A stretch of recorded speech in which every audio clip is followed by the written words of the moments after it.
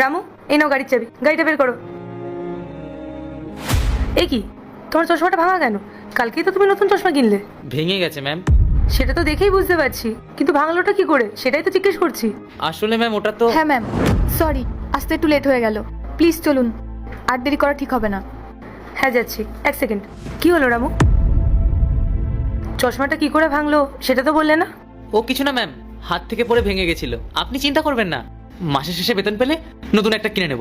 কিন্তু এখন ম্যাম চলুন, দেরি হয়ে গেলে মিটিং অনেক সমস্যা হয়ে যাবে। ঠিক আছে চলো।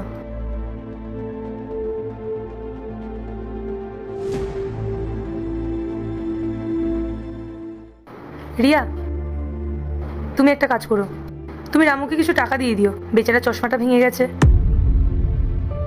এমনিতেই বেচারা ওই কত টাকা স্যালারি পায়, তার মধ্যে আবার নতুন আর একটা চশমা কেনা ওর জন্য একটু চাপেরই। তুমি ওকে টাকা দিয়ে দিও যাতে ও চশমাটা কিনতে পারে। ঠিক আছে ম্যাম, আমি দিচ্ছি, আপনি একদম চিন্তা করবেন না। আমি একটা কোনো ব্যবস্থা করে দেবো।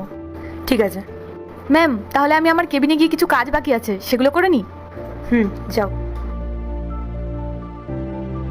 রামুটার ইদানিং কি হয়েছে? ও কেমন যেন একটা অদ্ভুত বিহেভ করছে, কোনো বিষয়ে নিজের মুখই খোলে না। আর কটা দিন ধরে দেখছি ছেলেটা বেশ চুপচাপ হয়ে আছে। আমাকে ওর সাথে একবার কথা বলতেই হবে, কিন্তু তার আগে একবার দেখি যে আমি না থাকাকালীন আমার পেছনে এই অফিসে কি কি চলছে।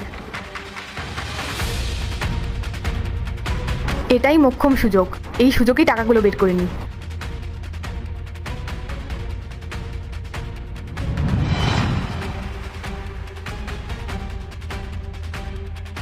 ম্যাডাম, আপনি এগুলো কি করছেন? এগুলো তো ম্যামের টাকা, আপনি এগুলো চুরি করছেন। তো সাহস তো কম না আমার হাত থেকে টাকাগুলো কেড়ে নিলি। দে টাকাগুলো। ম্যাডাম, এটা অন্যায়, আপনি চোর। আমি ম্যামকে সব বলে দেবো। আপনি জানেন, ম্যাম জানলে আপনাকে চাকরি থেকে তো বের করবেই, সাথে পুলিশেও দিয়ে দেবে। একদম চুপ, বেশি কথা বলার চেষ্টা করবি না। ম্যাম কি বলবে সেটা আমি বুঝে নেব, কিন্তু তুই যদি ম্যাডামকে কিছু বলিস সেটা তোর জন্য খুব খারাপ হবে। এই চাকরিটা তো তোর থাকবেই না, আর এই শহরটাও তোর জন্য ছোট হয়ে যাবে।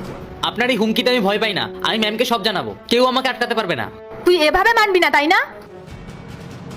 ম্যাডাম, এটা আপনি কি করলেন? আমার চশমাটা ভেঙে দিলেন, আমি এখন কিছু দেখতে পাচ্ছি না। আর বেশি কথা বললে এই চশমার মতো তোর কেরিয়ারটাও ধুলে মিশিয়ে দেবো। আমার কাজে বাধা দেওয়ার চেষ্টা করবি না।